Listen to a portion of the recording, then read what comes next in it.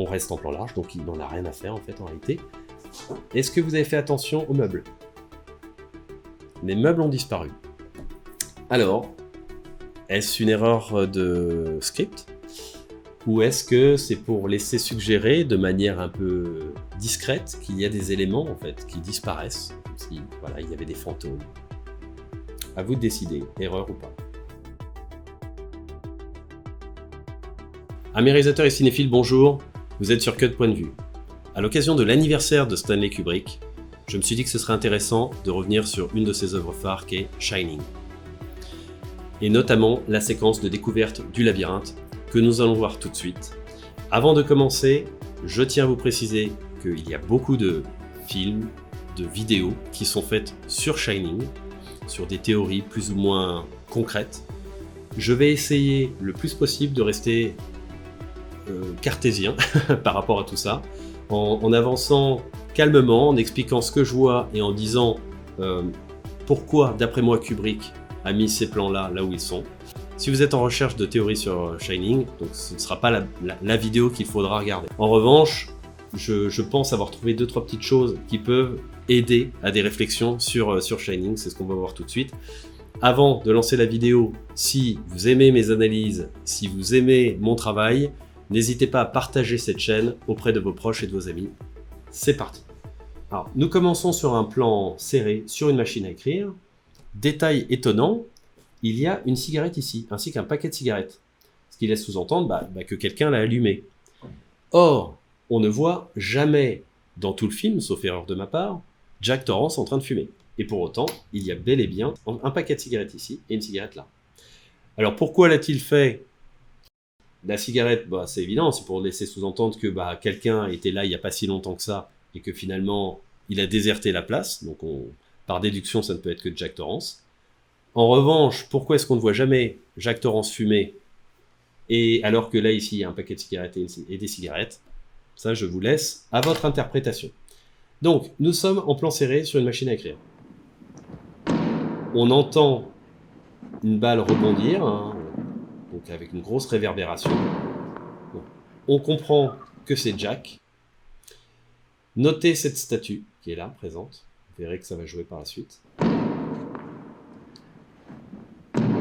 On note que tout est éclairé. Franchement, il y a ces deux lampes là qui ne le sont pas, mais franchement, c'est très lumineux, alors que pour autant, il fait jour. On voit la lumière bleue ici du jour. Alors, cut, on est sur un autre plan. Donc, ce qui nous saute aux yeux, c'est la masse de la maison, franchement très imposante, et ce vert. Et du coup, la couleur opposée au vert, complémentaire, c'est le rouge.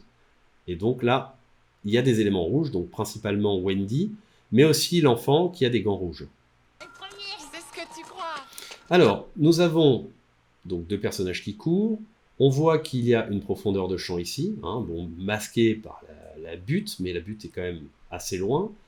On voit ici, il y a des lampadaires qui nous permettent d'amplifier les fuyantes, ici, là, tac, tac. Donc, on voit bien la profondeur de champ. On voit que la profondeur de champ commence à être masquée par le labyrinthe. Début de la musique inquiétante.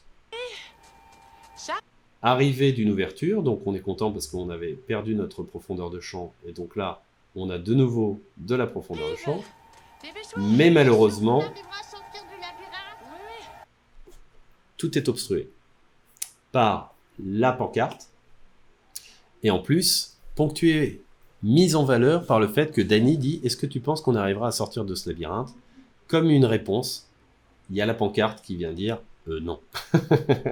D'autant qu'on voit le plan du labyrinthe qui est plutôt élaboré. D'ailleurs, petite anecdote, l'équipe de tournage avait tendance à se perdre dans ce labyrinthe qui était moins grand que celui-là, mais qui était suffisamment grand pour que l'équipe se perde. On reste longtemps dessus. Donc, cut, nouvelle valeur de plan. On est maintenant dans le labyrinthe, et puis là, il y a ces masses, ces murs assez hauts. Le mur d'ailleurs, ces haies étaient creuses. C'est-à-dire qu'en fait, là, il y avait du feuillage qui a été mis sur des armatures en métal, de façon à donner l'impression que c'est des vraies haies. En réalité, c'était creux.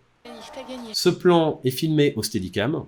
C'est célèbre, hein. On sait que le Steadicam a été utilisé pour la première fois. En réalité, c'est pas vraiment le premier film qu'il a utilisé, mais disons que la technologie venait quasiment de sortir. Le film a commencé à être tourné en 78. En 76, il y avait Marathon Man et il y a eu Rocky qui utilisait déjà le Steadicam, mais c'est surtout Shining qui a donné, je dirais, ses lettres de noblesse un peu au Steadicam. Ce plan recule. On note que si ça avait été fait au travelling, bah, le plan était juste impossible, parce que là, on voit bien les pieds des comédiens. Il y aurait eu des rails de travelling, ça aurait été juste impossible, alors que là, avec le Steadicam, c'est possible. On se rend compte aussi qu'on ne voit pas où vont les personnages. Pour quelles raisons? Bah, tout simplement, d'après moi, parce que les personnages ne savent pas où ils vont. Hein. Ils cherchent leur chemin. La musique inquiétante. C'est vraiment incroyable. Hop, cut. Là maintenant, on voit ce qu'ils voient. Donc, c'est presque, on va dire, un point de vue, parce que nous aussi, en tant que spectateurs, on cherche aussi la sortie. Hein, et commencer à sentir le champ lexical qu'il y a. Hein. Danny qui dit « Maman, est-ce qu'on va réussir à sortir de ce labyrinthe ?» Eux qui cherchent, en fait, le bon embranchement. Hein, donc, il y a la volonté de savoir où aller. C'est important, vous allez voir. La séquence est ponctuée d'éléments de ce genre.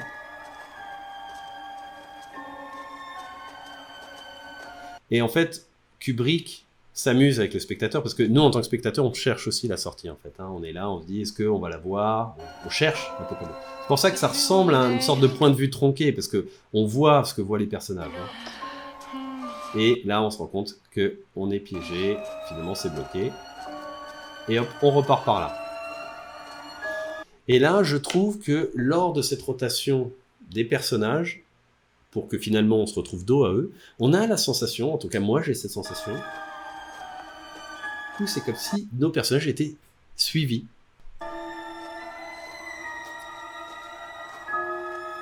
Et il y a d'ailleurs un contrepoint, c'est-à-dire qu'ils disent tout à l'heure « Ah, c'est rigolo, on s'amuse bien », mais vous avez entendu la musique, lugubre à souhait. Hein. Donc ce qui amplifie l'insouciance des personnages. On dit eux ils s'amusent alors que pour autant quelque chose rôde. Alors, ce n'est pas un cut. Nous basculons d'un plan à un autre en fondu enchaîné.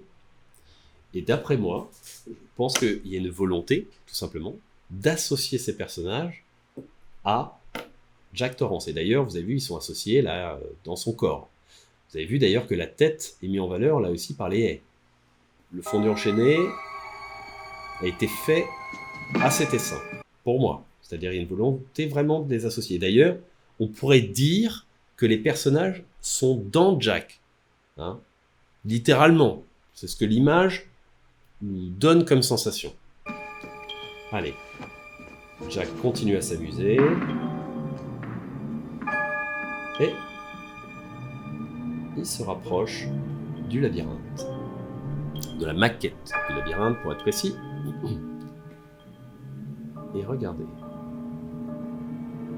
Il se positionne et il contemple le labyrinthe. Et ce raccord est intéressant parce que il y a un resserrement quasi dans l'axe. Hein, on n'est pas complètement dans l'axe parce que là on est 3/4 face alors qu'on était 2 faces tout à l'heure, mais il y a un resserrement en tout cas. Et regardez son expression. On a la sensation qu'il va sourire. Pourquoi?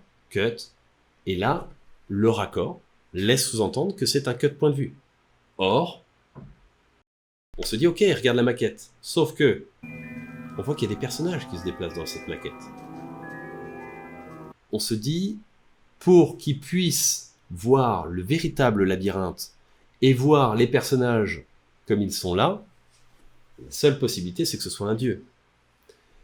Jack est un auteur. Et pour ses propres personnages, un auteur serait un dieu. Donc ça laisse sous-entendre que Jack, qui cherche l'inspiration, la trouve en fait en regardant ce labyrinthe et en voyant ses personnages fictifs se déplacer. Moi, c'est la sensation que ça me donne. À noter que ce plan est carrément dingue. Actuellement, on ferait un plan comme ça et il serait fait au drone, sauf qu'il n'y a pas de drone en fait à l'époque. Fait en hélicoptère, parce que c'était comme ça quand il faisait des plans vraiment aériens, le plan ne serait pas du tout aussi fluide. Donc comment a fait Kubrick? Eh ben, on comprend dans le making-of que cette partie-là a été filmée en haut d'un immeuble. C'est Kubrick lui-même qui l'a filmé. Il était sur une grue et donc il descendait comme ça tout en filmant. Donc il était vraiment très très haut. Les techniciens d'ailleurs qui étaient présents ont dit même que Kubrick prenait des risques un peu irresponsables parce qu'il aurait pu basculer. Ils auraient filmé ce passage-là qui serait réel et ils l'auraient intégré dans une maquette. Et après, du coup, ils ont fait une avancée, je pense, dans la maquette. Mais ça rend super bien.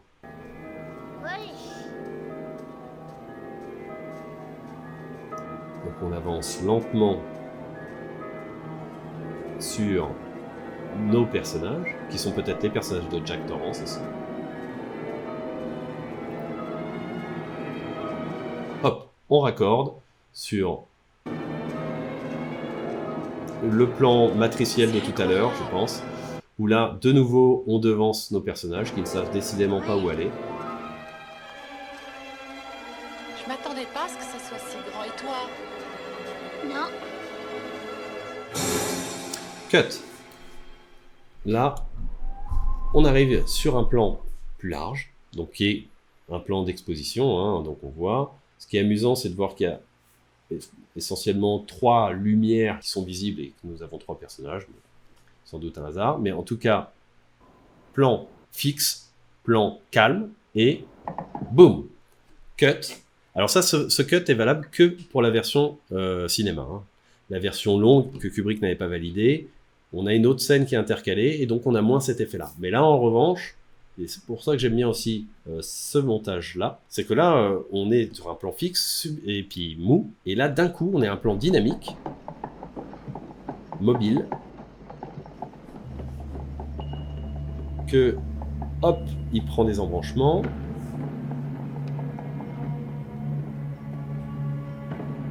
il y a un jeu sur le son aussi qui est intéressant, d'ailleurs, on pourrait se dire que c'était voulu, mais en réalité, ils ont découvert l'effet du son au moment où ils ont écouté les prises, et ils se sont dit, ouais, le son est intéressant, il est vraiment cool, donc c'était pas vraiment une volonté, mais c'est vrai que le son est intéressant, le fait de passer sur la moquette, puis sur le parquet, il y a vraiment une variation qui est agréable.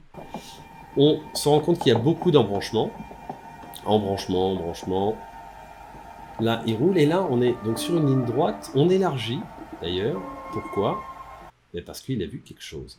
Alors, déjà, les embranchements qu'a pris Danny sur son véhicule nous font bien sûr penser au labyrinthe. Hein, il y a une volonté d'associer les deux. On a vu le labyrinthe où on pouvait naturellement se perdre tant il y avait d'embranchements et tout ça. Et là, on a cette sensation aussi. Et du coup, il y a la volonté de Kubrick d'associer les deux. C'est indéniable. Là maintenant, Danny s'arrête. La caméra s'arrête également. Boom, cut. La chambre 237. On note qu'il y a un intensificateur qui est utilisé parce que ici, toute cette partie de l'image là, on ne la regarde pas, on ne regarde que ici. Donc là, on a un cadre dans le cadre ici, hein, pour bien mettre en valeur ce nombre. Donc on sait hein, que cette chambre est interdite, hein, parce que Halloran l'a mise en garde, ne pas rentrer dans cette chambre. Ça fait penser bien sûr au conte de Barbe Bleue, ne pas rentrer dans la pièce interdite. Donc là, c'est la pièce interdite. Et d'ailleurs, toujours, la sensation de direction, hein, donc à un moment, Danny qui disait, est-ce que maman va sortir de ce labyrinthe? Le fait qu'il se pose des questions pour savoir où il faut aller. Le fait qu'il y a des pièces où il est interdit d'aller. Et, à côté de ça, on a un auteur qui cherche symboliquement la direction de son roman. Il ne sait pas quel embranchement prendre pour raconter son histoire. Il est un peu perdu. Cut. Donc là, ce n'est pas un cut réaction, c'est clairement un cut parallèle. C'est-à-dire qu'en fait, il n'a pas raccordé directement sur la vision de la chambre 237. Hein. On a laissé bien suffisamment le temps du point de vue.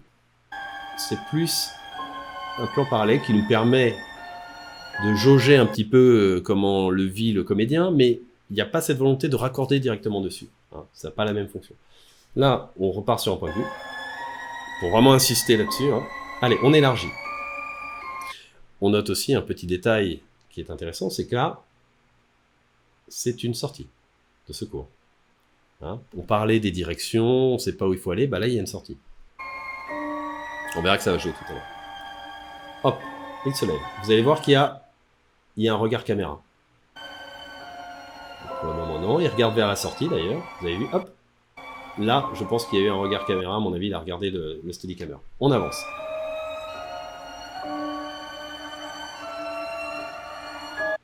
Double porte, double poignée. Là, il y a une tension, évidemment. On se dit, attention, va-t-il franchir cette porte qui était pourtant interdite? En plus, c'est un enfant. On se dit, il est vulnérable. La musique, hein, évidemment, qui joue la tension. Il rapproche bien lentement sa main pour qu'on soit bien en tension. Est-ce qu'il va réussir ou pas? Non. C'est un soulagement pour nous. La musique qui redescend. Voilà. Double fillette. Double poignée, double porte, double fillette.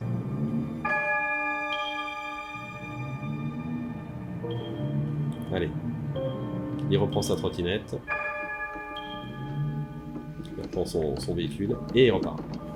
Là, il regarde régulièrement la chambre vraiment pour insister. Et regardez. Il fonce vers la sortie. Et alors, regardez. Va-t-il prendre un embranchement? Non. Il va vers la sortie. Et regardez ce qu'on retrouve à l'endroit où on regardait la sortie. Jack. Et chose étonnante aussi, Jack tape. Alors que tout à l'heure, il n'y arrivait pas. Donc ça veut dire qu'il a trouvé l'inspiration. Ça veut dire qu'il a trouvé une direction pour son roman. Alors, on note une symétrie. Hein. Là, il y a les deux colonnes avec des lumières. Là, ici, tac, tac, là. Des fuyantes hein, qui amènent ici. Le seul élément qui permet de casser un petit peu l'harmonie, c'est cette lumière. Mais en fait, ça nous fait un point de focalisation ici. Le son est très important parce que franchement, on voit pas du tout ce que fait le personnage. Il pourrait être en train de dîner. Sauf que là, comme on entend la réverbération, on se dit, ok, il est en train de taper. Cette avancée, hein, ce qui est en fait la continuité du mouvement de Danny, hein, Danny qui fonçait en fait dans le prolongement du couloir, et ben voilà, c'est pour comme si en fait ça a donné une dynamique de création et que là il est lancé dans son écriture. Ce qui laisserait sous-entendre, hein, donc c'est à vous de décider si c'est ça ou non. Alors soit il s'inspire de sa famille, soit en fait que les autres personnages sont des personnages fictifs. Alors, on cut et on arrive sur un plan plus serré avec Jack qui tape. Hein, donc on se dit c'est bon, là il est lancé. Et à noter aussi que, pareil, le jeu de Nicholson est sobre, particulièrement intérieur, calme.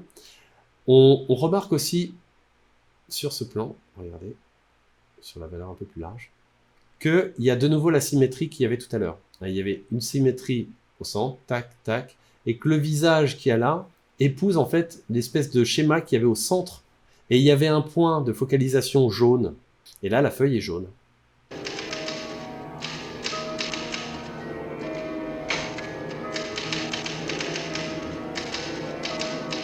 Avancer, avancer, avancer, il est concentré. Là,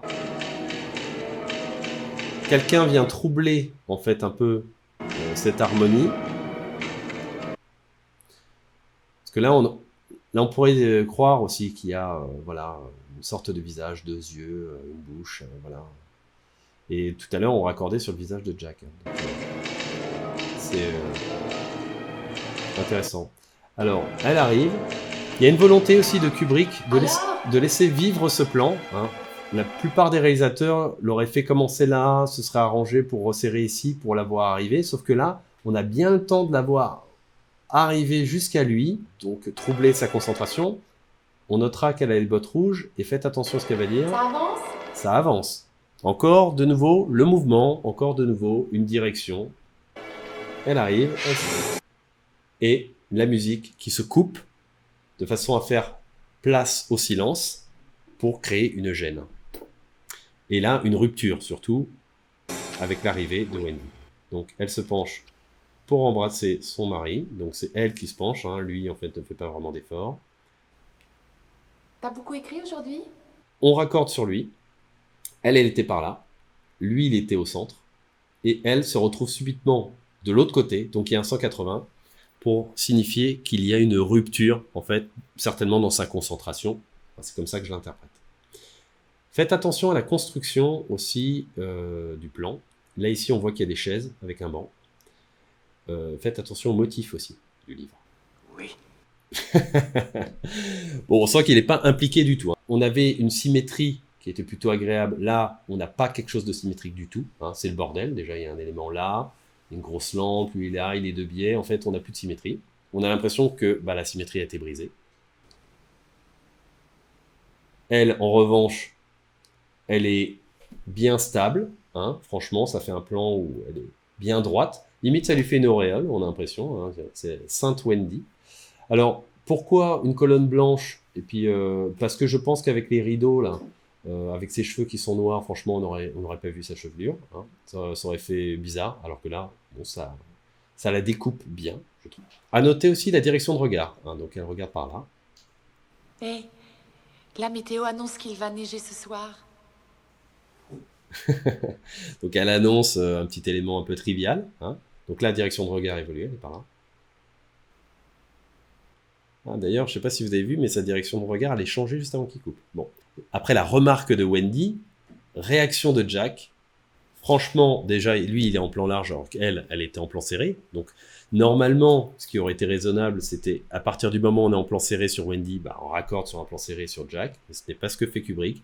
Il maintient le plan asymétrique et le fait qu'on reste en plan large, donc il n'en a rien à faire, en fait, en réalité. Est-ce que vous avez fait attention aux meubles? Les meubles ont disparu. Alors, est-ce une erreur de script? Ou est-ce que c'est pour laisser suggérer de manière un peu discrète qu'il y a des éléments en fait qui disparaissent, comme si voilà, il y avait des fantômes? À vous de décider, erreur ou pas. Et alors, qu'est-ce que tu veux que j'y fasse? Direction de regard pour le moment, tout va bien. Oh, je t'en prie, Jacques.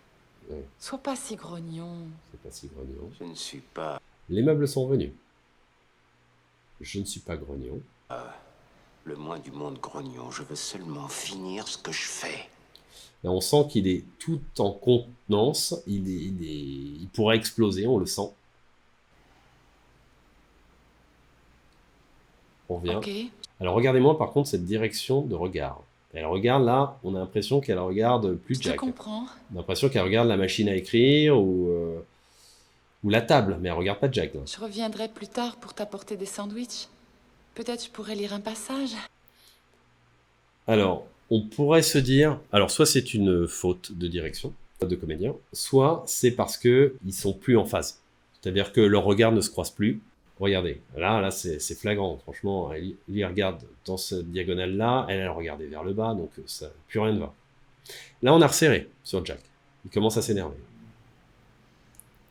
Pareil, Wendy, je il vais t'expliquer quelque chose. est en contenance. On remarquera que la sortie est là. Il y a donc la volonté d'associer des personnages à des sorties. Jack est un personnage qui cherche une sortie. Wendy et Danny cherchaient une sortie aussi. Hein. Toutes les fois que tu entres ici, tu m'interromps, tu perturbes ma concentration, tu me fais perdre...